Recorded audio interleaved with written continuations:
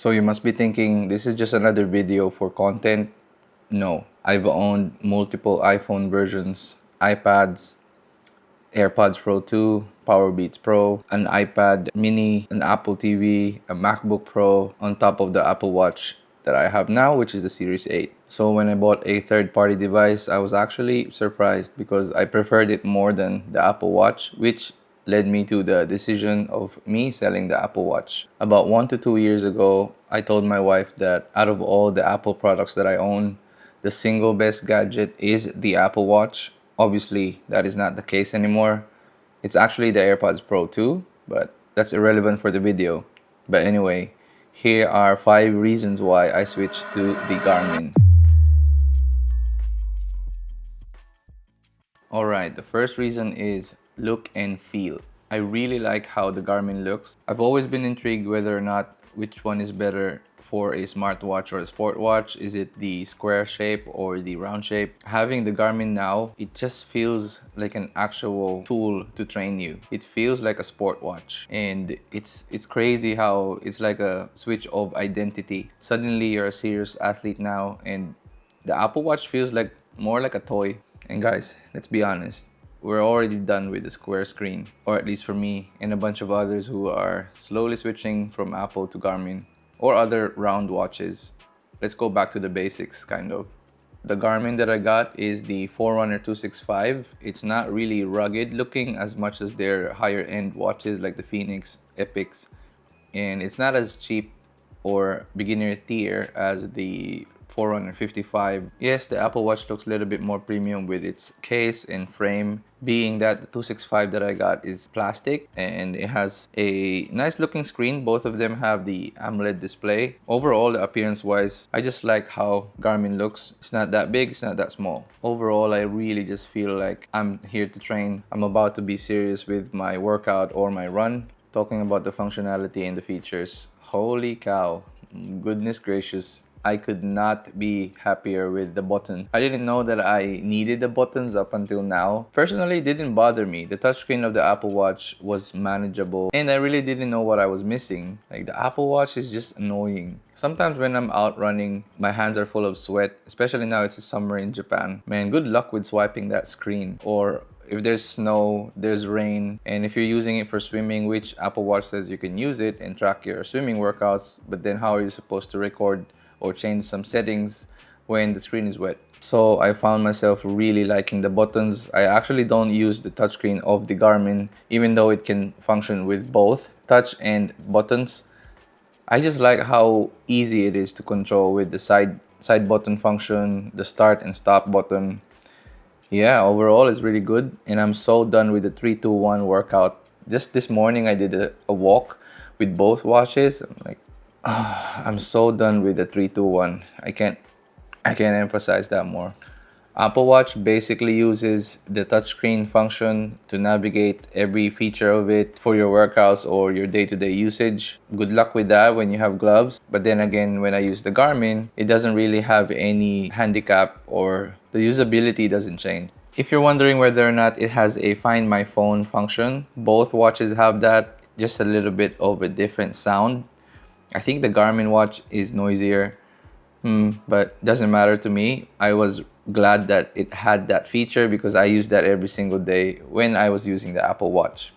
So, as well as other features that I like, which is red light. So it switches to a red screen. The Garmin has that scheduled. You can figure it out with the app or on the actual watch. You can dial in your sleep, your rest. And for some of us who wants to optimize rest and recovery, you cannot beat the Garmin with this one. Next, and the most important, I think you guys know what I'm talking about here. This is the battery life. Let me tell you the story of when we went to Korea, me and my family. I just realized I forgotten the charger for the Apple Watch. I know for the whole 3 to 4 days in Korea, my Apple Watch will just die on the second day. And I won't be able to record my workouts in the hotel gym or any other things that I use the Apple Watch for. So that's like a anxiety, right? So with the Garmin, you don't have the battery anxiety. I just checked today. I tried the always on display and it says 5 days worth of battery life. And then if you turn it off, it actually says about 14 days, which is really cool.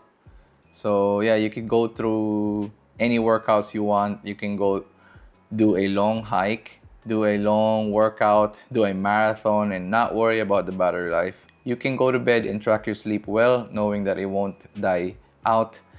And that's what you use it for sometimes, right? You want to track your sleep, you want to be able to know how well you rested, but then you always have this problem when you come home and then you realize your Apple Watch is out of battery or it's dead, and then now you have to charge it. Yeah, so mainly for my use case, I'm very active at work. I walk a lot because I live in Japan. I work out a lot and I run a few times a week. So to me, honestly, the battery life of the Apple Watch is just a day's worth. This has been a really good change for me. The Garmin is really nice. By the way, if you have tattoos like me, I'm not really worried because even though I have them, the Apple Watch worked quite well. And with regards to the technology that the Garmin have, I'm not worried that they cannot read the heart rate at all. About the heart rate sensor, both of them can track it really well. They're about, 1 to 2% margin. They're equally as accurate as you want it to be. For a smartwatch, I like to go the extra mile and just wear an armband, the heart rate monitor from Coros anyway, because I own it. Why not use it for both? I have to say that the Apple Watch takes a little bit longer time to calibrate and get the heart rate really dialed in. But when I use the Garmin Forerunner for the run or the walk, it's just super quick to get the reading in. I do appreciate that Apple has dialed in their workout system. There are different types of workout, just some light mobility drill exercises. I think they're very specific and they are good with tracking those things, where I think the Garmin is a little bit behind on that. Next, let's talk about health and fitness features. So even though I'm like a nerd with all of the stats, I like to know how to structure my programs and how to give my routine a little bit of a twist, and gives me joy when I can modify those things. I almost never browse the Apple's health and fitness data, and it's not because they don't have it. It's not that accessible. To be honest, I didn't really realize it before, but I was actually compensating too much for the lack of the Apple Watch features. Like I would add stride foot pod, a chest strap, a heart rate monitor, an arm monitor. I'll use a Strava subscription and all of that other things to make the Apple Watch a better fitness watch. But in Garmin, as soon as you're done with a run or a workout, you can break down the details inside the app or in the actual watch, which is really convenient. Overall, the Garmin feels like a training tool, like an actual coach to help you get better, where the Apple Watch feels like a glorified toy tracking device. I always hated watching reviews that says if you want a smartwatch feature that has a little bit of a fitness tool to help you, then get the Apple Watch. And if you're serious into training, if you want a sports watch, a training tool that has a little bit of a smartwatch feature, then go with the Garmin, go with the Forerunner. But that's actually true. It's really that simple. If you're attached to your phone and if you want an extension of that, even though you leave your phone at your house and you want to navigate everything in your Apple ecosystem, then get the Apple Watch. It's just so convenient, it's super seamless, it'll work well. And if you are really into training and if you want to lock in, which I'm doing right now with my training, then get the Garmin, hands down. I wish I told myself this sooner. Just get the Garmin. I mean, seriously, stop making the two watches work the same way. They're not gonna work the same way. The features are not the same at all. Now, I have to say, because I'm selling this soon, I'm gonna miss some of the features that the Apple Watch have. And of course, because I'm in the Apple ecosystem, Siri is just on another level. I use Siri a lot, especially because I live in Japan and some words I don't know how to say it in Japanese. And Siri just translates that for me, and then I can tell it to a local. The TV I can control with my watch. The volume of some devices that I have can all be seamlessly controlled with the device. Even the functions of the notifications, I'm kind of annoyed with how Garmin just notifies you with everything. This Forerunner 265 can't really tell the difference between what's important, what do I need, what kind of notifications are important at the moment. Where in the Apple Watch, you can customize that. You have a summary at night. I'm really tempted to just turn that off completely. Now, both of these watches have the capability of tweaking, customizing the data pages during a workout or a run.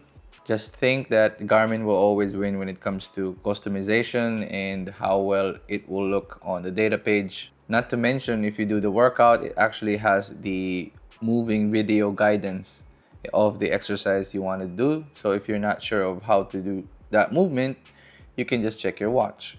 So again, every single time there is the feature that both the watches have. If it's about training, the Garmin just takes the cake. One more cool thing about the health features is the morning report.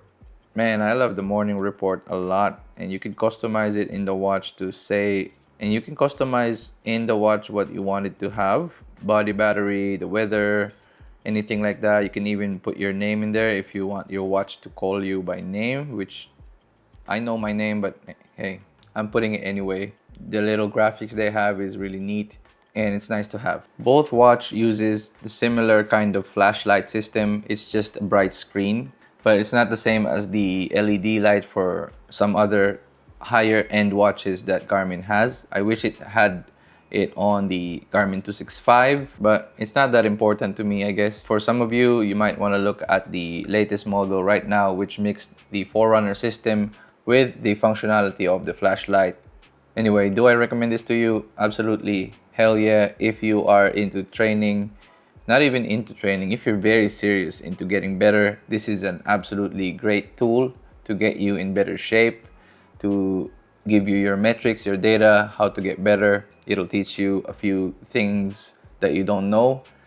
And yeah, it acts like a coach. But then if you like smartwatch features, if you like having your phone while your phone is not with you, then you should get the Apple Watch. It's just there are benefits to both, and I wouldn't recommend either of this without really context. It's really just up to you. But if you do endurance, run, swim, triathlon, bike, absolutely you should get the Garmin. There's no question to that. If you just want to track your steps and calories, you just lift weights. So at the moment, I'm not gonna use both. I'm just gonna use the Garmin for everything, the main driver for my training and day-to-day use, because I have my iPhone with me. So that's pretty much everything I need.